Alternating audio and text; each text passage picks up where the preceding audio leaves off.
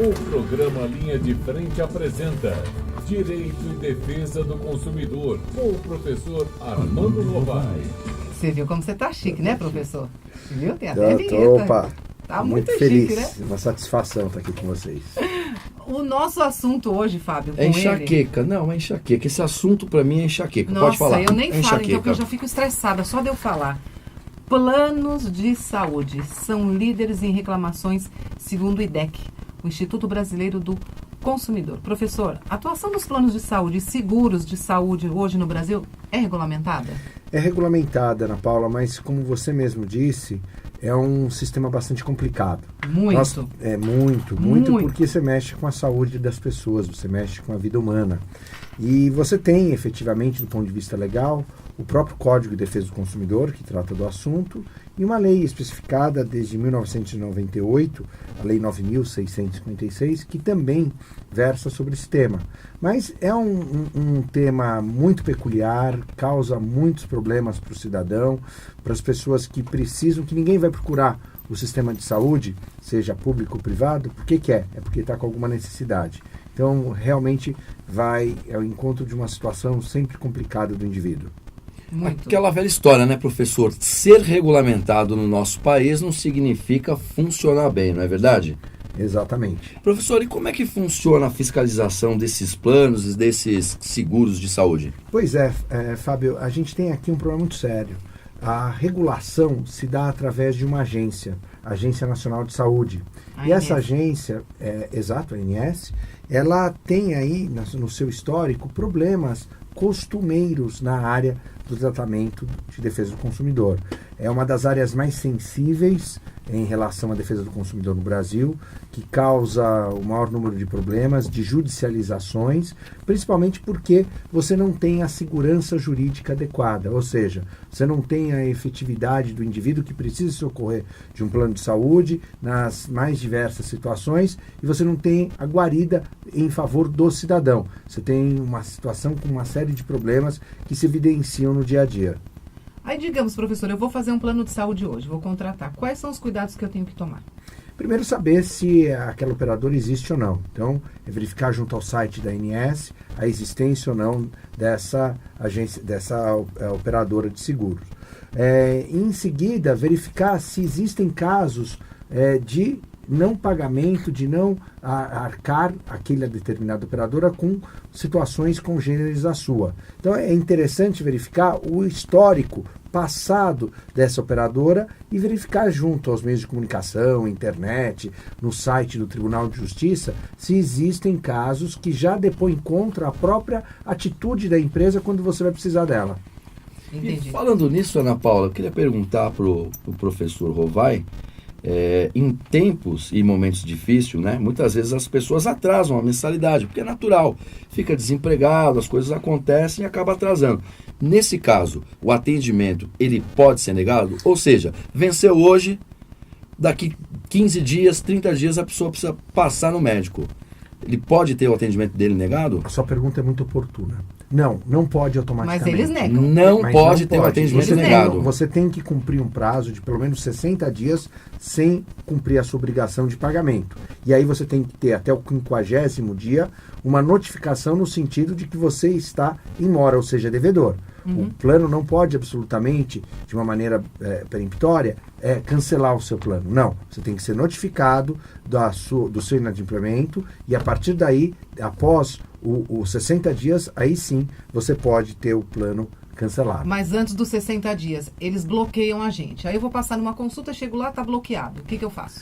Olha, é uma situação danada. É uma situação que na prática a gente verifica a irregularidade. Verdade. Automaticamente você tem que procurar logo em seguida as autoridades competentes, seja o PROCON, seja o próprio site do Poder Público do Governo Federal, que é o consumidor.gov. Consumidor.gov é uma plataforma eletrônica onde você, enquanto usuário, pode remeter uma reclamação específica, de modo a demonstrar que você está sendo desatendido no seu direito mais legítimo, que é o de defesa do consumidor.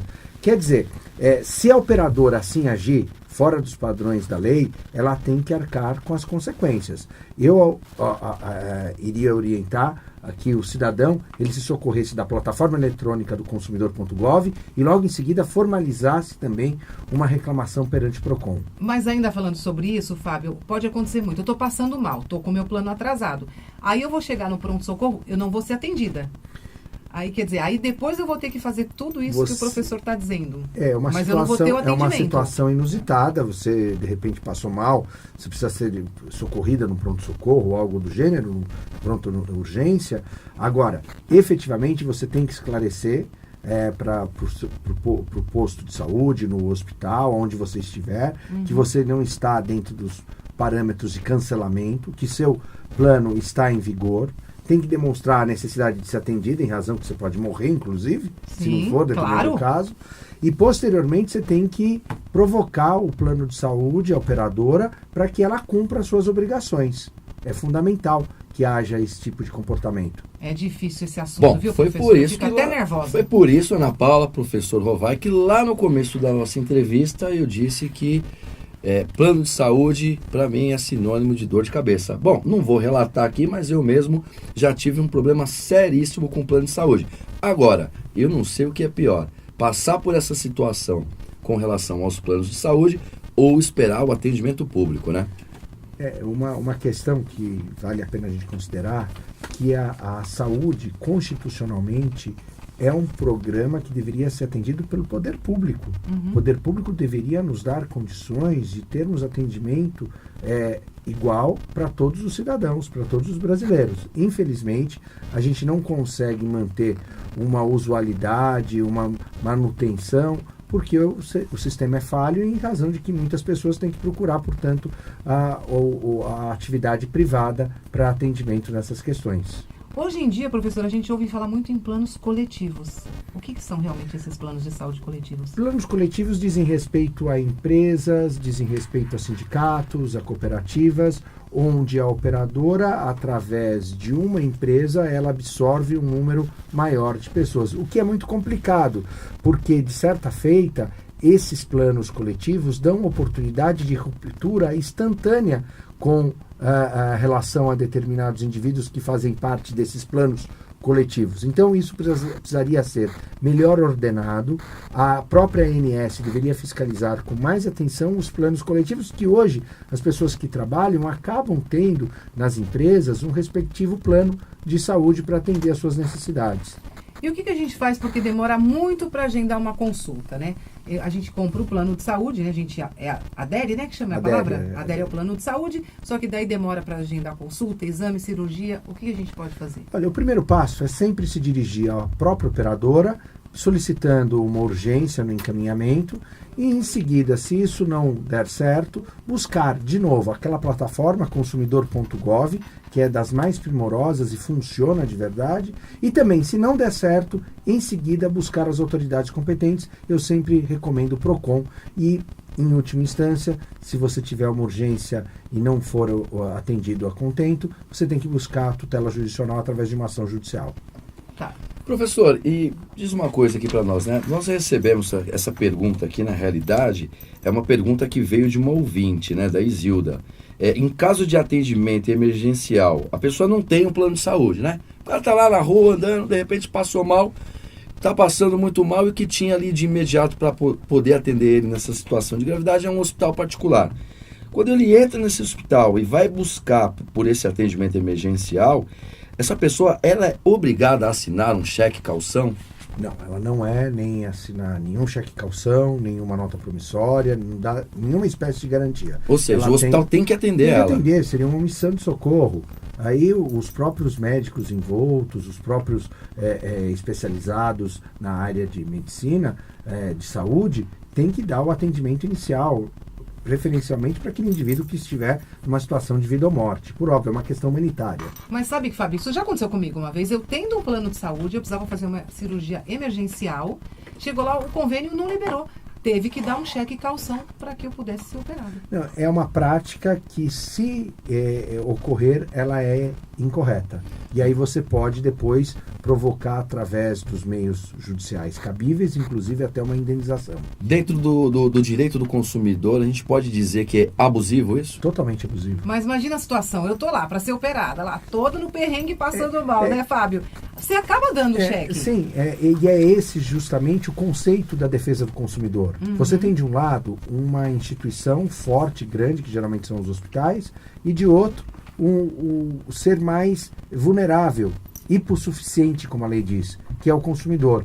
E nessa equação, o Código de Defesa do Consumidor vem justamente empoderar o consumidor para que ele possa ter os seus direitos e não ter nenhuma relação abusiva. Entendi. Por relação abusiva, a gente entende toda relação onde o consumidor é tratado de maneira vulnerável, é tratado de maneira indevida. E eu tenho certeza, Fábio, que a gente já deve estar com um monte de perguntas para o professor Armando Rovai, porque plano de saúde é um tema que é muito complicado e todo mundo tem problema com isso. E já a gente dá uma olhadinha, professor, e se tiver alguma pergunta, alguma dúvida, no próximo sábado, né? Sim. Nós vamos responder aos ouvintes, né? Esse é o programa Linha de Frente, um oferecimento da APEC com o apoio cultural do Embrachina, Instituto Sociocultural Brasil e China. E nós estamos no 1040 da Rádio Capital AM com o professor e doutor Armando Rovai, falando de direito e defesa do consumidor, e o assunto é planos de saúde. Que dá dor de cabeça. Professor Armando Rovai, deixa eu fazer uma outra pergunta, que é uma dúvida que eu tenho. Eu sei porque o meu irmão, o senhor sabe que é seu colega, e só faz plano de saúde, só faz consumidor como o doutor Rovai. E eu vejo por que esses planos complicam tanto a vida da gente, se eles sabem, eu tô doente, eu preciso ser internada, o plano não me libera. O doutor sabe, entra com uma liminar, o juiz dá favorável, o plano é obrigado a me internar e fazer a minha cirurgia. Por que eles complicam tanto a vida da gente? Eu acho que aqui nós deveríamos pensar numa equação que não é atendida a contento. O que significa? De um lado você tem a atividade produtiva, que é o plano de saúde, a operadora, que efetua o seu trabalho. De outro lado, o consumidor, que necessita da utilização de determinadas questões relativas à medicina, a cirurgias, enfim. Nesse contexto, muitas vezes você tem a operadora que não age de maneira adequada, que descumpre a sua função social. E, por outro lado, também, Ana Paula, a gente tem que coibir as pessoas que agem de maneira abusiva também. Sim. Que se utilizam indevidamente dos planos de saúde. Uma vez eu vi um caso de um indivíduo que tinha feito 80 consultas no mês. Não há necessidade. Nossa, isso tá ruim, hein?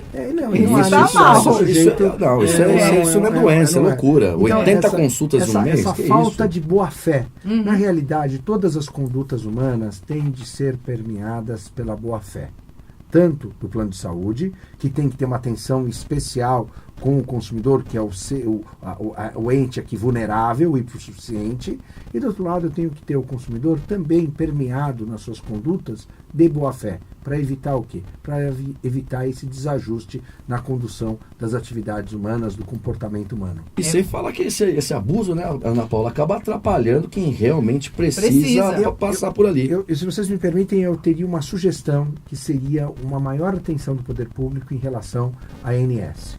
Eu acho que se a ANS ela tivesse uma condução mais rigorosa, mais efetiva, nós teríamos um tratamento mais especificado, mais equilibrado em relação à defesa do consumidor em termos de saúde. Eu não atribuo as questões absolutamente a problemas jurídicos do Código de Defesa do Consumidor ou das estruturas das próprias operadoras de saúde, mas sim na regulação da ANS. Acho que a ANS, essa sim, deveria agir com maior atenção, com maior eficácia. Olha, eu nem gosto de falar de plano de saúde, que eu fico nervosa, porque eu vejo cada caso, viu, doutor Rovai?